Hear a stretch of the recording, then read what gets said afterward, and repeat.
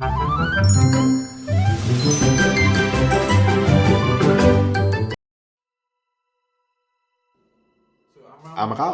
nous sommes maintenant dans le troisième saut.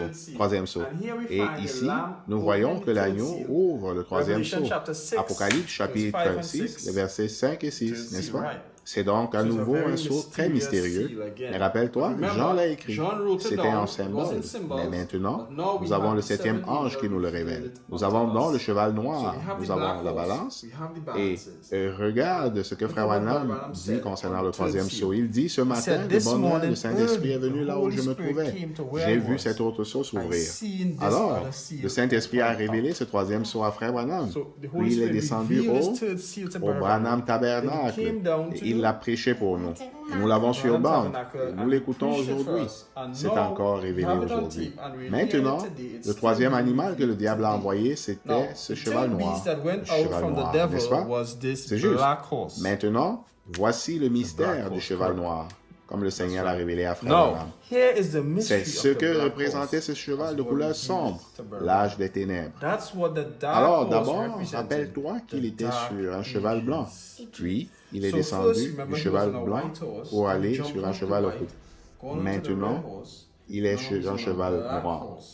Il change dans le ministère. Alors, que fait-il sur ce cheval noir? Frère Branham dit, un système pour faire beaucoup d'argent. Un système pour faire beaucoup d'argent. Ils ont inventé un lieu appelé le purgatoire.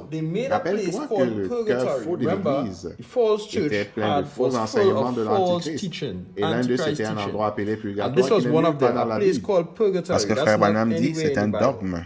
Et un dogme, c'est quelque chose d'ajouté. C'est donc quelque chose qui n'est pas scripturaire. Ils ont commencé à...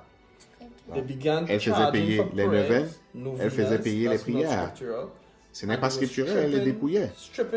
Il dépouillait ces sujets de leur argent. Où se trouve l'argent? Ils s'emparaient des richesses du monde. L'Église s'emparait de votre propriété. Et pour que les dogmes l'emportent, ils ont chassé la parole et détruit la Bible. C'est juste. Ainsi, seuls les prêtres avaient la Bible. L'homme ordinaire dans une famille n'avait pas de Bible. Alors, qu'est-ce que Dieu a fait? Qu'est-ce que Dieu a fait pour combattre cette chose maléfique qui se passait là? Donc, ce qui est sorti pour combattre cela, c'était l'être vivant qui avait la face d'un homme. Intelligent, instruit, perspicace, adroit, loin de l'esprit de ce jour-là. Il est sorti pour le combattre avec le savoir-faire de la sagesse de Dieu. C'était l'âge de la Réformation, Martin Luther, John Wesley. Maintenant, regarde ceci. Maintenant, Dieu a mis un esprit de sagesse sur l'homme pour qu'il comprenne la fausseté de cela. Maintenant, l'un des premiers réformateurs était, qui est cela? Martin Luther. Tu te souviens quand il a parlé des âges de l'Église, ce que Frère Branham nous a dit à propos de Martin Luther? Le 31 octobre 1570 après Jésus-Christ, lorsque Martin Luther a cloué ses 95 thèses sur la porte de l'église de Wittenberg en Allemagne, et à partir de ce moment, la réforme était commencée.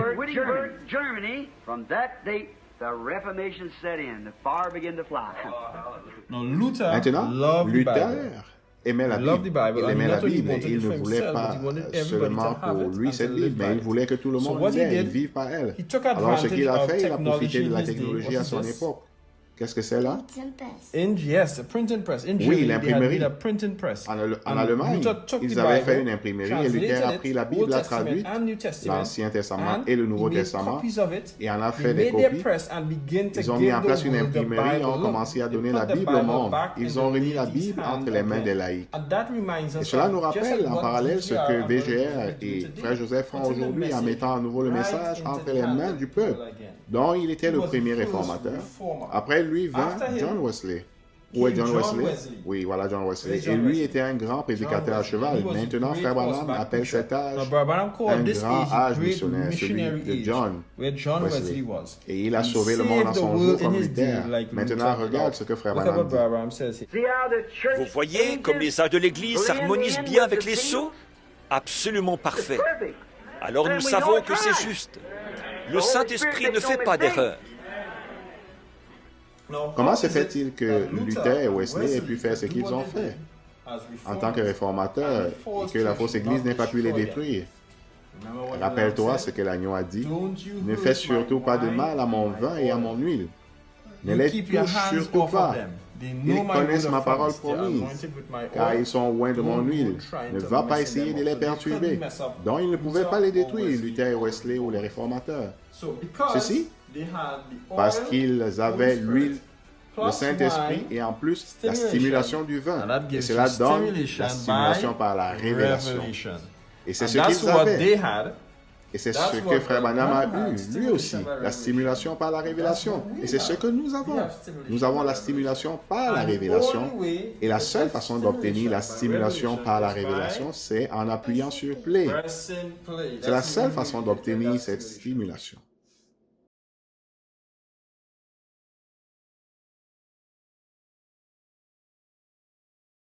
May men and women tonight catch the vision, understand what God's program is for this last day.